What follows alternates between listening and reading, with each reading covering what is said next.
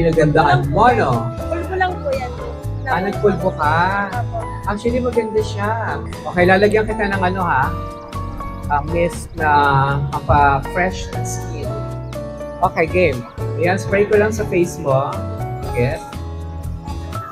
Okay, hayaan mo lang siya. Huwag mong pupunasan, syempre. And then, lalagyan kita ng brightening serum. Ito yung mga sinasabi ko sa inyo, oh. Mura lang to, oh. Serum, pwede nyo i-apply umagat gabi. Huwag lang yung... Ay, nakalimutan ko. Huwag lang yung retinol. Huwag nang gagamitin ng retinol during the day kasi nagpo-cause ng pigments. Sa gabi lang yon. Ito yung tamang pagbe-makeup for demo purposes. Siyempre, pag gumamit kayo, kailangan yung kamay nyo malinis. Ayan, oh, may mga alcohol. Pagpahid na natin. Ang pinakamaganda pa rin na pagpahid ng makeup sa mukha ay ang kamay. Kasi ang kamay, merong init. Meron itong warmth eh.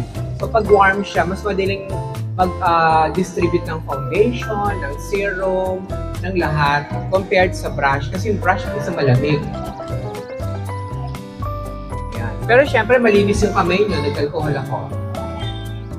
Okay, sige, concealer muna ako. Maglalagyan ko ng concealer sa kanya. Tingin sa taas. Ito ay pang demo purposes ha.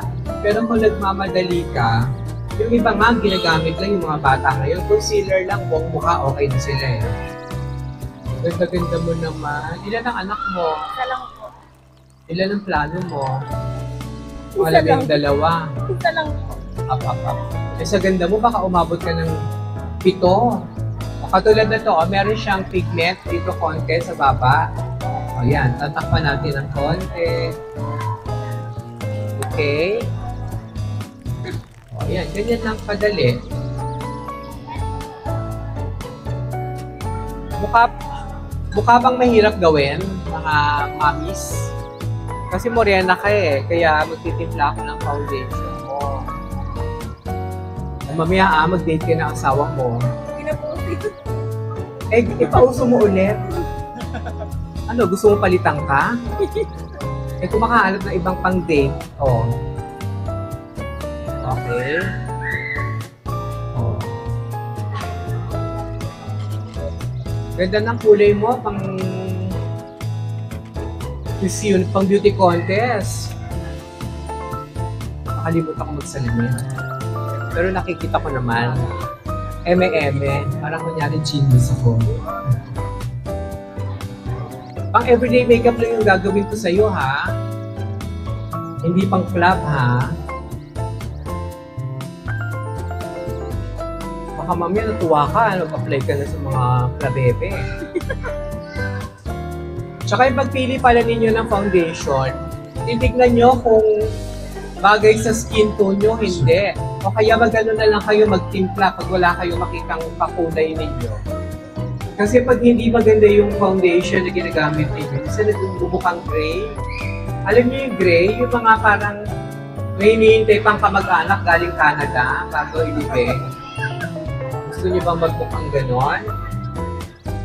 Madali lang po, hindi pa pwede kasi may hinihintay pa pong kamag-anak. Mahangin kasi iha, sorry ah. Kasi pag wala tayong hangin, naiinit ang kalaman. Iinit ang ulo mo, tapos magdadabugan mo ko. Tapos mag-walk out ka na dito. Ayaw mo na ng demo, maniningil ka na. Sa pagme-makeup po, dapat meron po kayong mga basic na tools, sponge, foundation. Yung gagawin ko po sa kanya, hindi ko pang artista ha.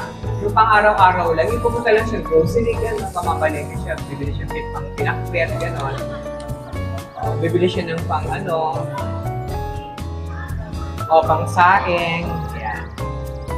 Okay ka pa ba? Ay, ganda-ganda mo nga eh. Dahil dyan, yayain mo yung jowa mo mamaya na mamalengke kayo. Yung mga bata po ngayon, kung napapansin niyo, yung mga teenager, ang gagaling na mag-makeup. Kaya kayong mga nanay, huwag kayong magpakabog. Kailangan matuto rin kayo, no? After ng loose powder, lalagyan natin siya ng konting pressed powder para mula sa pamamalengke hanggang sa pagluto, hanggang pag-alaga ng anak, naglaba ka pa on the side. Fresh ka pa din pagdating magmumotor ka pa. O para ito yung pampatibay, aabot to hanggang gabi. Ano oras mo dumarating ang asawa mo?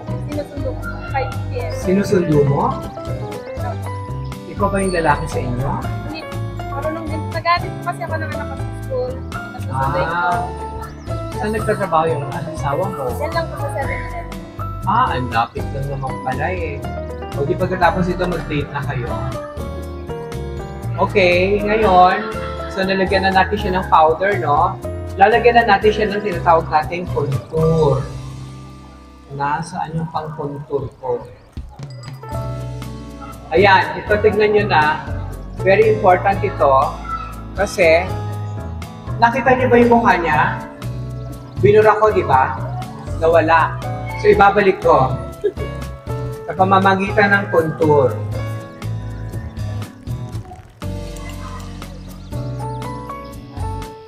Kasi di ba nabura, nalagyan ng foundation. Babalik natin ang mga nawalang features ng mukha niya. Parang tuntua ka. Gusto mo sumali sa Binibining Pilipinas ka? Tinagtatanong sa mga kasama ko. Okay. O ngayon, magkukontour na ako ng konti. Pero since yung mukha naman niya, contour na eh. O ayan o, meron na siyang cheekbone eh. Konting-konti na lang. Kasi, mamamalengke ka, di ba? Pagtitinginan ka ng mga tindera doon. Baka sabihin mag-pictorial ka doon. So, hindi natin ito todo. Ano lang, very, very slight lang. Ibabalik lang natin yung mga tinanggal ko kanina. And then, ang pinaka-importante, lalagyan ko na siya ng kulay. Para hindi na siya mukhang may hinihintay na kamag-anak galing ng Canada. Okay. Ayan, smile. Ayan. Diba? Fresh ka na. Mamaya umikot ka doon ha, mag-show ka ha. Tell them how happy you are.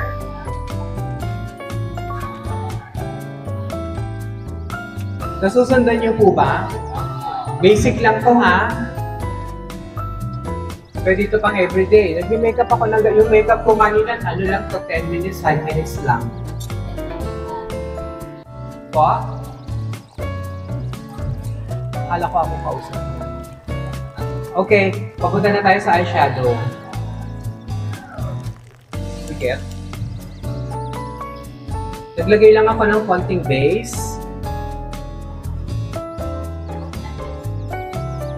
Kasi pag naglagay ka na magandang base, mas madali kang mag-blend ng eyeshadow na kahit na anong kulay ang gusto mong ilagay. Okay, girls, mga mothers, kung gusto niyo maging updated yung mga makeup ninyo, ang uso na ngayon, 2025 na, although na-start na about 15 years ago pa, kung ano yung eyeshadow, nagtuturo na ako ng secret kung ano yung nilalagay yung eyeshadow sa taas ng mata ninyo, yun din yung ginagawa na ninyo yung eyeliner. Gone are the days of yung buong-buo yung itim na para kayo mga pamukita. Hindi na yun uso. Pero depende, sa editorial, pwede pa rin yun. Pero kung day-to-day makeup, kung ano yung eyeshadow na nilagay niyo sa taas, yun din ang gagamitin yung eyeliner na. Alam niyo po kasi ganito, madali pong magpahid ng makeup. Pero marami pong makeup na mukhang cheap kasi lalo na kung madumitignan. Kapag hindi well blended, kahit may nakapatong na kahit na gano'n pa kamahal yung eyeshadow na ilagay niyo dyan, kapag hindi malinis tignan, mukha pa rin cheap. Pero kung napapractice yun na napapractice yan everyday, eventually, magmumukha na kayong mga professional makeup artist. Practice makes perfect. Alam nyo, nilagay ko dito 3 kulay lang. Di ba pag bumili kayo ng eyeshadow, normally may mga palettes na tinatawag. Ayan o. Meron 3, meron 2, meron ilan na to? 8. So lahat yung nagagamit nyo, kahit hindi na kayo bumili ng lahat ng colors. Get nyo? Para magmukha lang talagang professional ang itsura nyo. Ninagyan ko siya ng konting glitter ng shimmer kasi baka umabot siya hanggang date. Diba? And then of course, yung pinaka-importante ngayon na liner. Nasaan yung liner?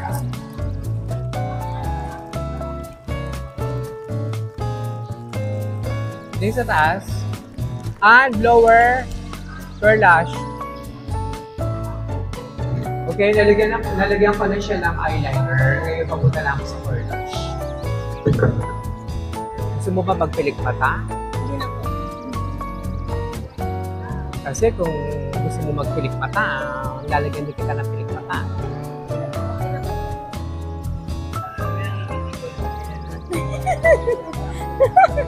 Luwen, kuya, baka mamaya, saan ako makarating yan ah.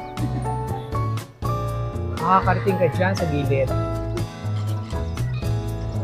Okay. Tara na kaya ito ng tinik. Ngayon, bibigyan ko kayo ng tip. Kung gusto niyo magstay yung eyelashes niyo na curl ng entire day, ang bibili niyong mascara waterproof. Kasi pag hindi waterproof, malingat ka lang ng konti, magsak na yung pilik mata niyo. Okay, papunta na tayo sa exciting part, ang kilay. Alam niyo naman ngayon, di ba? Kilay is life. Normally, ang ginagamit ko muna at first, eyebrow pencil. And then, saka ko siya smudge na brush na pangkilay talaga. Lang layo. Sana maabot ko. Ayun. Thank you.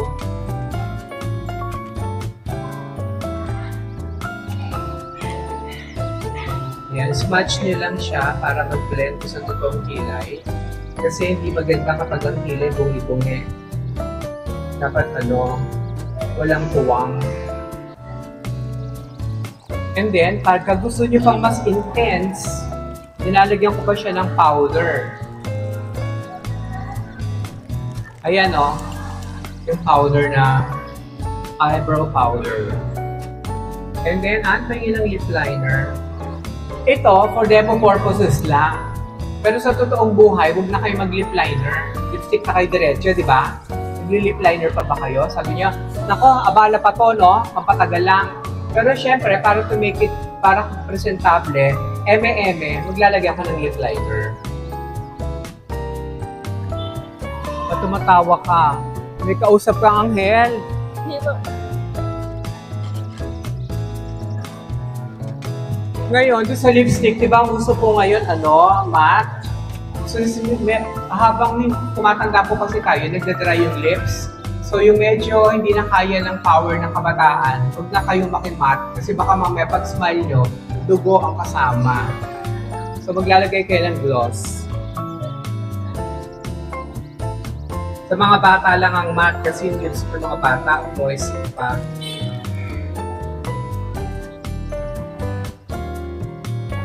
Ayan, tapos na. May 4,000 ka ba? Bakit? Akala mo libre ko? Tay tayo dyan. Ganda-ganda mo. Kung malapit ka lang, sponsoran ko yung hair mo. Dala ka suklay? Hindi ka magmumurot pa naman ako. Ha? Hindi ka magmumurot pa naman. Hindi, lalagyan ko ng mighty band. Matibay ito.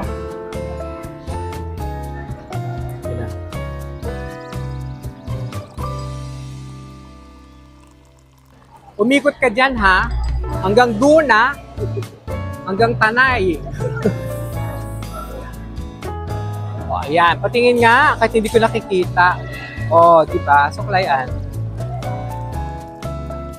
Ako, baka mabuntis ka ulit, ha? Okay lang po.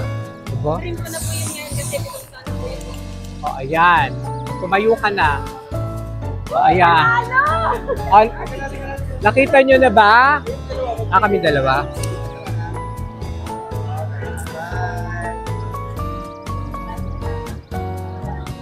Yung phone ko. Okay.